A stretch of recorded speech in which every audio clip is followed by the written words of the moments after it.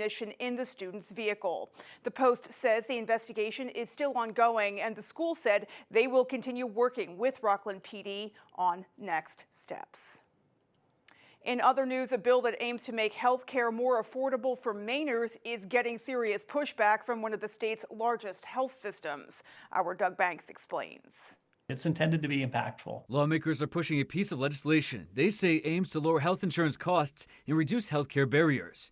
LD 2196 puts a cap on hospital charges to no more than 200% of the Medicare rates for the same service. The bill was crafted by the independent agency Maine Office of Affordable Health Care and is sponsored by Westbrook Representative Drew Katine. The essence of this bill is that if we really want to lower costs, we have to come up with solutions that actually lower costs. But Northern Light Health strongly opposes the bill. They say if passed, it would reduce commercial insurance payments to hospitals statewide by $1 billion a year, making Maine's healthcare system even more fragile. We tend to be poorer. We tend to be more in debt, and we tend to have older hospitals than states across the country. And we are also preparing for a really uncertain future as the impact of H.R. 1, which is the One Big Beautiful Bill Act law, and the impact that that will have on the state's main care coverage and reduced insurance coverage in the state of Maine. Northern Light Health is coming off a year where it shut down a major hospital in Waterville, and an audit reportedly found they lost $15 million last year. But even if these setbacks never happened, its position on LD 2196 would remain the same because it will effectively deconstruct the infrastructure we have. Ultimately, the current system is not sustainable for hospitals. That hospitals will not survive if people can't afford to use their services. We absolutely understand and acknowledge that healthcare affordability is a challenge for the people of Maine. To effectively address that, you have to have the entire spectrum of the sources of the challenge part of the discussion. Doug Banks reporting for ABC 7 and Fox 22 News. One additional note that bill will be heard before the Health and Human Services Committee this coming Thursday. Well, federal and state representatives convened to discuss upcoming elections, and state officials say the conversation left them feeling concerned about state sovereignty. Our Alexa Kennedy has those details.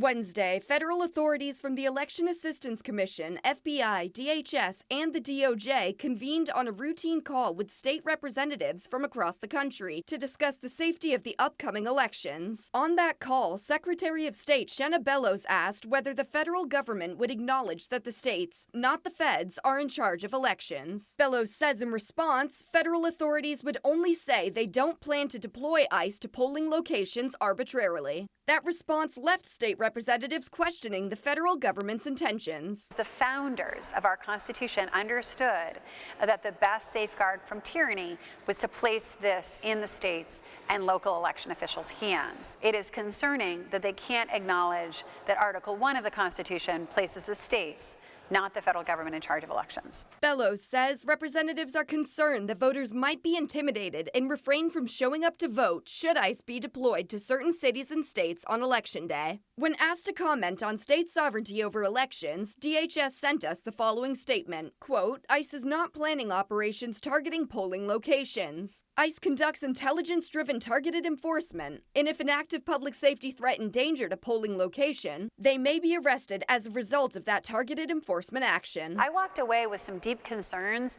that the federal government is not following the Constitution and that they are signaling that they do want to control the elections in 2026.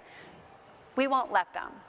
In Augusta, Alexa Kennedy, ABC 7 and Fox 22 News. Meanwhile, a historic portrait was taken down in the Hall of Flags at the State House and replaced by a portrait of the woman credited with being the first woman to practice law in the state of Maine. The reason for the previous portrait's removal drew a crowd of spectators. Friday, the historic portrait of former U.S. Senator George J. Mitchell was removed from the walls of the Maine State House in Augusta. According to the executive director of the legislature, legislative officers had received inquiries about Mitchell Mitchell's portrait being hung in the Capitol. Maine Republicans say the portrait was removed following renewed attention to Mitchell's reported ties to Jeffrey Epstein. It turns out that back in 2020, an inquiry was made about having more women have their likenesses grace the halls of the State House. A proposal was made to the executive director of the legislature, and then a request was made to the Maine State Museum, and Gail Laughlin was chosen. A crowd of intrigued spectators gathered to watch that removal, by the way, taking pictures and videos like what you saw. Well, the state legislature's Government Oversight Committee continues to grapple with how to respond to a request from Republican state senators Jeffrey Timberlake, Brad Farron, and Stacey Guerin to have an OPEGA review of multiple issues related to MaineCare and whether the MaineCare Program Integrity Unit is up to the task of monitoring the program. The question of case management when it comes to child protection in the state of Maine was also brought up as a sticking point and reason for additional DHHS oversight. Committee Chair Craig Hickman says oversight for such a huge department in general is challenging, and in fact, there are now multiple legislative committees dedicated to oversight because the department is such a giant. Because that agency is huge, and it's got a huge budget, and no one committee can do thorough legislative oversight of all of the functions of that department. And I would say we can't either. Between the HHS committee and the GOC committee, we can't together do thorough oversight of that agency, which is why there have been proposals to break the department up, proposals to add inspectors generals to the department so that there can be real-time evaluation and analysis and correction, course correction, in what happens in the Department of Health and Human Services, because it's a behemoth. Well, in other news, folks in the city of Bangor held a workshop last night to determine the community's general consensus around parking in the downtown district. Our Callie Warren has that story. I was lucky enough to find a pretty good parking spot for this meeting right in front of the public library, but as a lot of folks in Bangor will tell you, that's not always how the situation works out. The city of Bangor is hoping to address concerns and questions around downtown parking. At a meeting Thursday evening, they listened to locals who offered their thoughts on the status quo. If you could sum up parking in Bangor in like a word or a sentence, what would you say?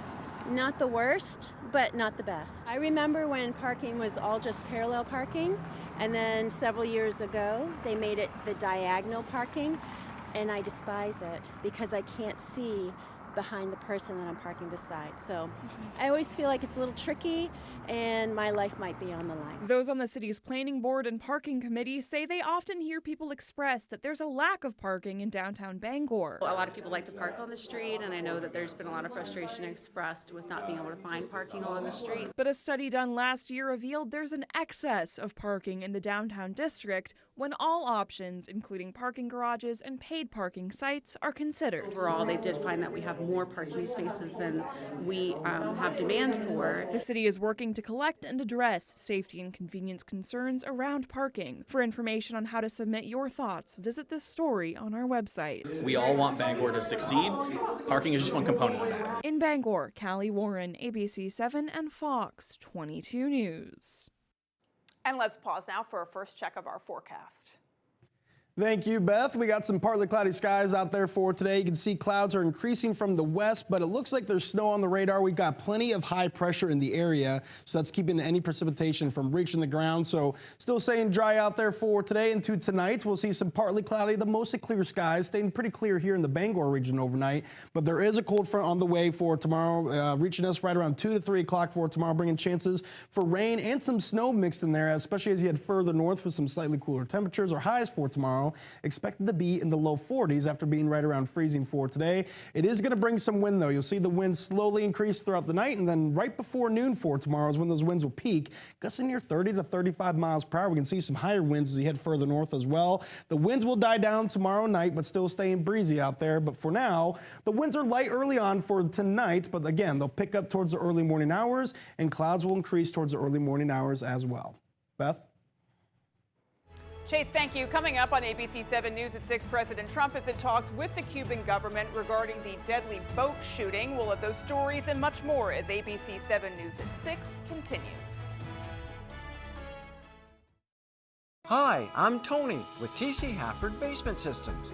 All things basementy. Is your foundation shifting, settling, or cracking? Don't wait till it's too late. We offer the most reliable solutions to lift and stabilize your sinking foundation. With our advanced piering techniques, we'll ensure your home is back on solid ground. Call TC Hafford Basement Systems today for all things basementing. From pop music legends Cyndi Lauper and Broadway's Harvey Fierstein, Kinky Boots, the Tony and Grammy winning feel-good best musical about seizing your destiny and being who you want to be. Be inspired by the Broadway show that has captured hearts around the world. Kinky Boots, March 3rd, Cross Insurance Center. On sale at Ticketmaster.com. You're never gonna believe who called the Cabin Masters. Who called us? Joe Bornstein talked us. They have a small project for us. How small? Pretty small. It is on the lake. Got $1 million views. Well then, let's show them we mean business. Did you know that Joe Bornstein has helped over 25,000 Maine families? In all 16 counties? Yep. They're wicked good lawyers. Fighting and winning for injured Mainers for over 50 years. Good job, guys.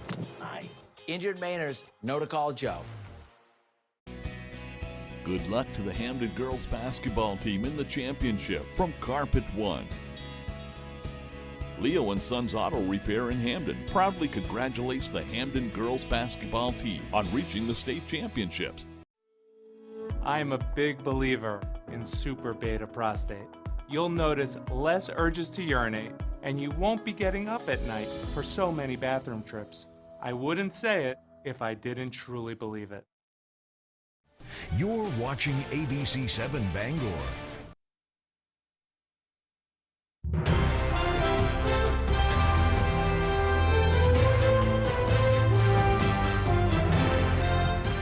The Trump administration is investigating the deadly incident off the coast of Cuba earlier this week that killed 4 people, including at least 1 American citizen. And today, the president suggested he's considering taking over Cuba.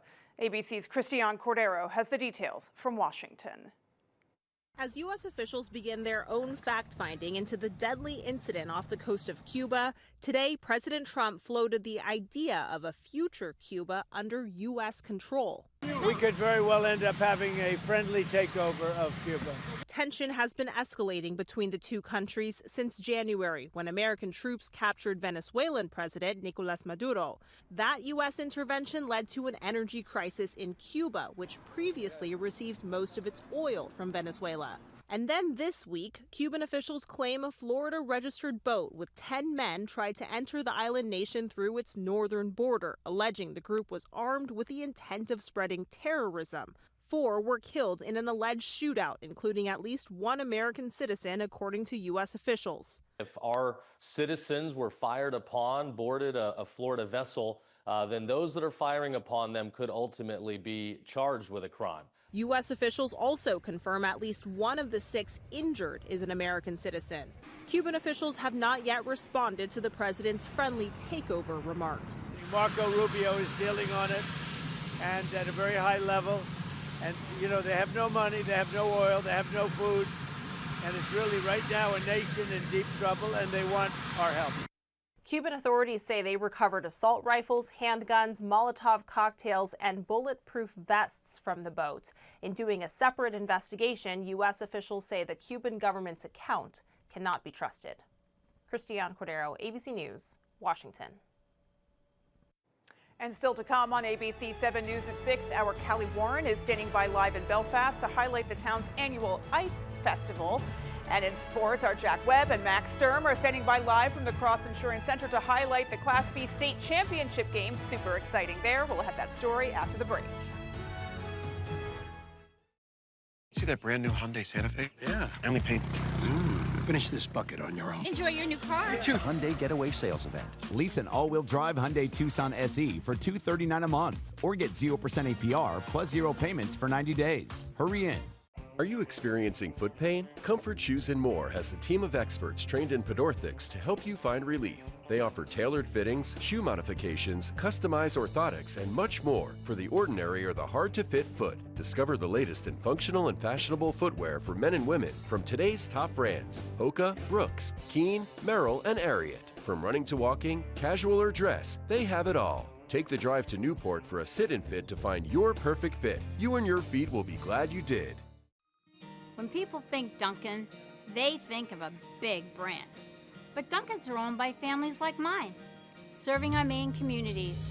I met my husband at a local Dunkin', and we've built our lives here. Our kids grew up here, our team is local, and we support the moments that bring this community together. That's why this business belongs to the locals who walk through our doors every day. It's not just a Dunkin', it's the Bailey family's Dunkin'. A sharp pain in his chest. He knew it was his heart, but 2 hours from the big city hospital could tragically mean the end. But it wasn't. Thanks to Senator Susan Collins' tireless fight for Maine's rural hospitals. Because of Senator Collins' work, his local hospital had recently received up-to-date diagnostic equipment and upgraded facilities, all paid for with new federal funding. Lives are being saved. Call and thank our Senator Susan Collins for delivering this lifeline for Maine. See that brand new Hyundai Santa Fe? Yeah. I only paid. Finish this bucket on your own. Enjoy your new car. Hyundai Getaway Sales Event. Lease a Hyundai Elantra SE for $189 a month or get 3.99% APR for 60 months. Hurry in. ABC 7 and Fox 22's Jack Webb named Maine's Sportscaster of the Year by the National Sports Media Association.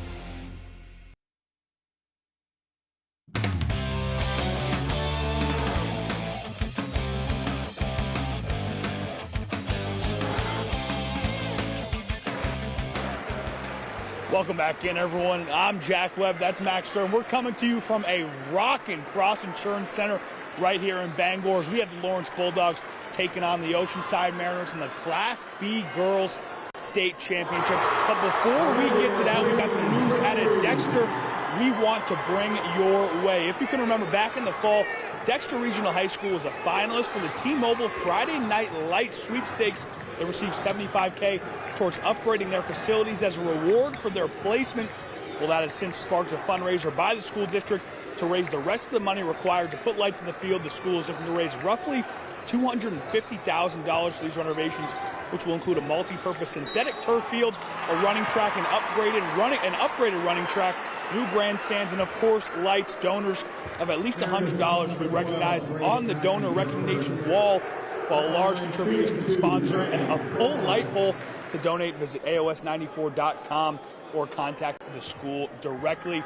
And as for right now where we are, this is an unbelievable atmosphere. I mean, you got a sea of blue over there. You got all sorts of colors. I think they're going neon theme on the Oceanside sideline. Max, this will be a great game.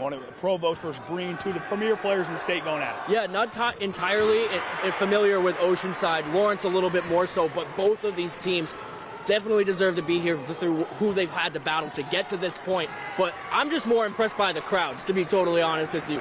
I couldn't even hear myself or hear you during your read right there with these guys going back and forth on the baskets. It's been absolutely insane. And if this is anything like we're going to see the rest of the state championships, I'm excited. Yeah, right now we've got a 3-2 very early in Oceanside's favor. After this one, we've got Gardner taking on Yarmouth in the Class B Boys State Championship, and we've got a ton of Class State Championship action tomorrow, Max. I know you've covered all these stories all week long. Those Hampton Academy Broncos are looking to capture that Class A girls state title on the girls side down in Portland. And man, they were so close last year. They lost to Mount Ararat, who they've now beaten in the regional title game. They want to go and redeem themselves. They feel like they got the experience of how physical the southern teams are, and they have been applying that. That's what they wanted to improve upon their most, is the physicality in those games. They feel very prepared for tomorrow's game down in Augusta, and I got confidence in them. They've got so much confidence in themselves, it comes to me. I feel like they are able to win that game tomorrow. I love it. That one is down in Portland, but we will bring you to Augusta real quick.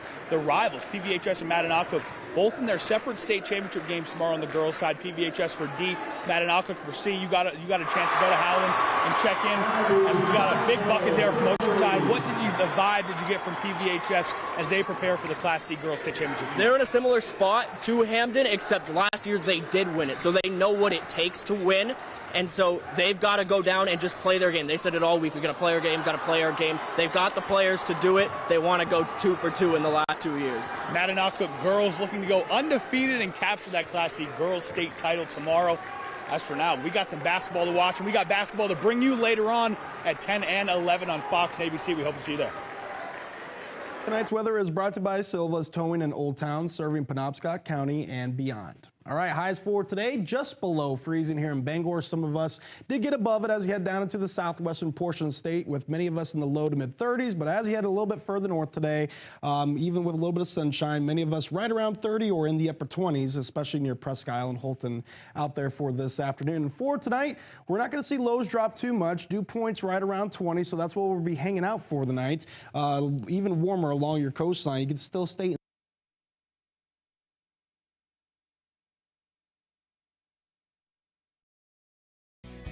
Downey's Community Hospital and Calais Community Hospital are wishing the Machias boys basketball team the best of luck at the state championships.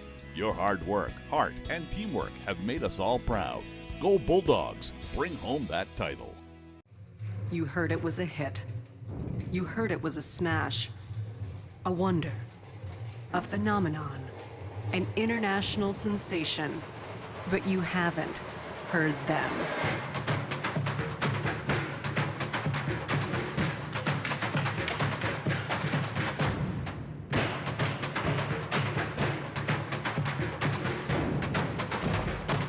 March 16 at the Cross Insurance Center. Get your tickets today. Hello, this is George Whelan with Down East Direct Cremation. Now, anytime, 24 hours a day, 7 days a week, 52 weeks a year, from the comfort of your desktop or the convenience of your mobile device, you can summon transport and arrange a simple, affordable, respectful Down East Direct Cremation for your deceased loved one. Just by using the button exclusively at downeastdirectcremation.com. All you need is the location address of the person who has died, their vital statistics information, a valid credit card for payment, and that's it. No need to pick up the telephone, no need to answer a bunch of questions, no need to come into the store, and it's still just $9.75 complete. It's so easy, even I can do it. For more information, visit us at downeastdirectcremation.com or call us at 207-225-5332. Simple, affordable, respectful. The button. Only at downeastdirectcremation.com. Whether you're hurt by a landscaping truck like this, a work van like this, or any commercial vehicle, we know how to get you the big money you may deserve. Hurt by a commercial vehicle? Call the twos. We win for you. Tonight's weather is brought to you by Silva's Towing in Old Town, serving Penobscot County and beyond. All right, highs for today, just below freezing here in Bangor. Some of us did get above it as you head down into the southwestern portion of the state, with many of us in the low to mid 30s. But as you head a little bit further north today, even with a little bit of sunshine, many of us right around 30 or in the upper 20s, especially near Presque Isle and Holton out there for this afternoon. And for tonight, we're not going to see lows drop too much. Dew points right around 20, so that's what we'll be hanging out for the night. Even warmer along your coastline. You can still stay in the 30s in some spots, but a little bit further north, expect some upper teens up, as you will be naturally a little bit cooler. But for tomorrow, a lot of us warming up. We'll see low 40s here in the Bangor region just before noon for tomorrow, before that cold front hits, and you'll see mid to upper 30s as you head further north for tomorrow as well. So that average high right around 35 will be above it for just a short moment for tomorrow in the afternoon before the cold front hits. And then those temperatures do drop. We'll start off the work week on Monday back near 20, but we increase those temperatures again in the mid portions of the week by Wednesday, back in the low 40s, and then right around average or slightly below as those temperatures drop again late into the week on Friday. We'll see upper 20s then. So lots of up and down temperatures this week as we get into the month of March. But as you see out there for tonight, partly cloudy, the mostly clear skies. More of that cloud cover will be further north of here in town. But then we will stay mostly cloudy for tomorrow with that cold front on the way. Arriving right around 2 to 3 o'clock, bringing mostly rain showers to the Bangor region. We're not going to get much precipitation out of this. The more precipitation will be further north, which could have some mixed in snow with that, as temperatures for you will be closer to freezing. freezing. As we get into your Sunday, temperatures will be much cooler than we'll see for tomorrow. That means a lot of us will see some chances for snow as another low pressure system arrives. Not going to see much, light amounts, but some local areas can see up to maybe 2 inches with this snowfall for your Sunday. So out there for tonight, we got some winds that are light to start off the night, but they'll pick up towards the early morning. And then just before noon is when those winds look to be peaking for tomorrow, right around gust, looking like 30 to 35 miles per hour. The more you go north, the faster the winds can be, especially near Holton. But along your coastline, still many of us with gusts near 30 miles per hour from the south. That's going to create some high wave heights again offshore. But as you see for the winds going into tomorrow night into your Sunday, lightening up a little bit, but still some breezy winds, and those winds will switch from the north after that front passes as well. So out there for tonight, we got lows in the upper teens. Many of us hanging out near 20. We'll have some moments of areas of dense fog for tonight, but once that wind picks up towards the early morning, that'll get out of here. And with some partly cloudy skies out there for tonight, looking to stay mostly clear here in the Bangor region, but all of us cloudy for tomorrow with that cold front on the way. Highs reaching into the mid 40s, but we do have chances for rain and snow tomorrow. With that better chance for snow will be further north where your temperatures will be a little bit cooler and closer to freezing. So here's a look at our extended forecast. We do have rain and snow chances for tomorrow, and all of us seeing snow for your Sunday as highs will be back in the upper 20s, even cooler for your Monday with high pressure back in place, but those temperatures do increase again Tuesday into Wednesday. By Wednesday, we can see low 40s again with chances for rain and snow. Thank you so much, Chase. Well, Belfast's coolest tradition, and we mean that literally, has returned. Our Callie Warren is standing by live at the Belfast Ice Festival. Callie, how's it going out there? Well, it's going great, Beth. Such a fun time here in Belfast. I'm here at the Darby's Ice Bar. It's quite literally a bar made of ice. And, you know, folks get to kind of have a side of these beautiful handcrafted ice sculptures along with their dinner and drinks.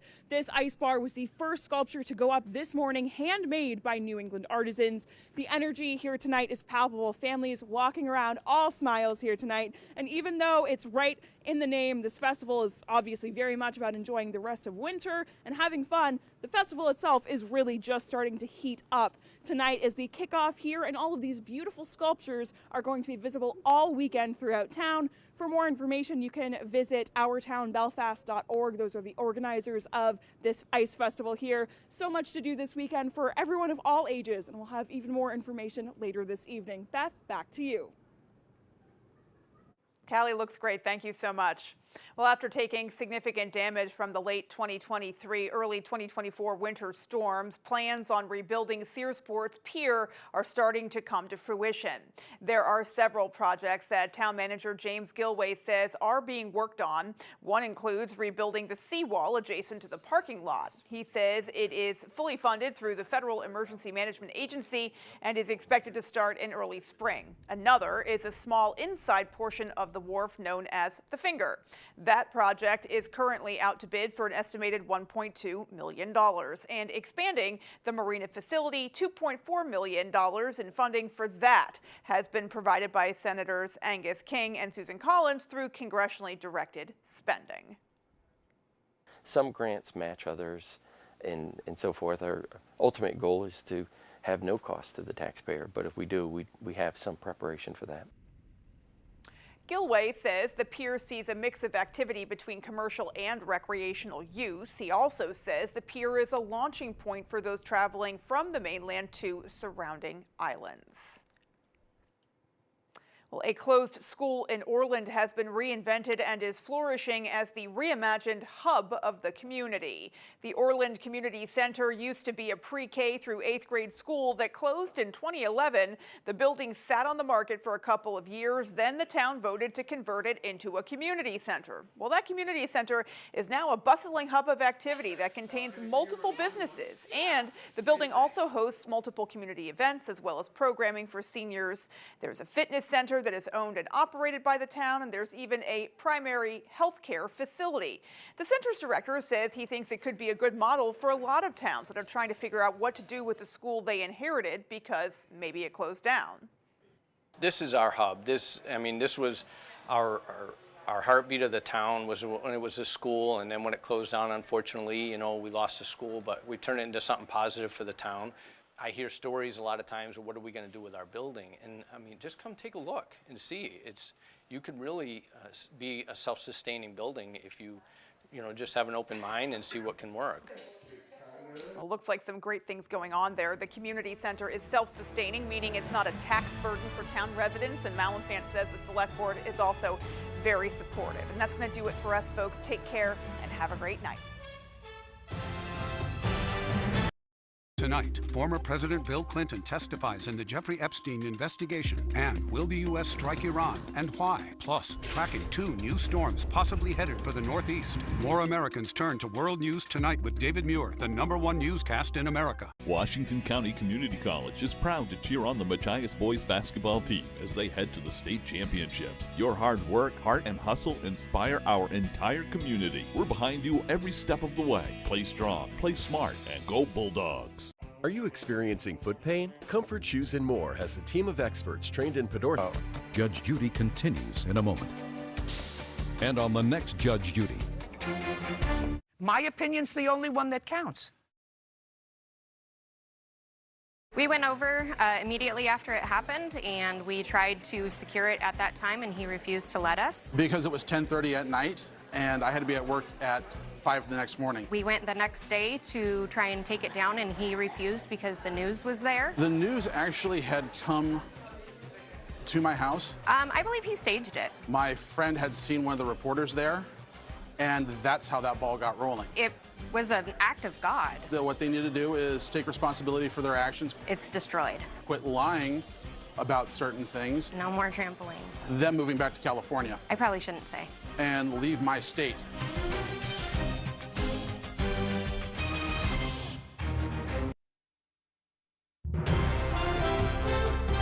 This is Fox 22 News Tonight. Rockland police are now investigating a school threat to Oceanside High School in which a firearm and ammunition was found in a student's car. Good evening and thank you for joining us. I'm Beth Jones. According to a Facebook post by RSU 13, there was increased police presence at Oceanside High School due to, quote, serious and concerning statements made by a student involving school safety. The post says school officials stayed with that student while they waited for Rockland police to arrive, and while it was determined that there was no immediate threat to the school, police did discover a firearm and ammunition in the student's vehicle. The post says the investigation is still ongoing, and the school says they will continue working with Rockland PD on next steps. In other news tonight, a bill that aims to make health care more affordable for Mainers is getting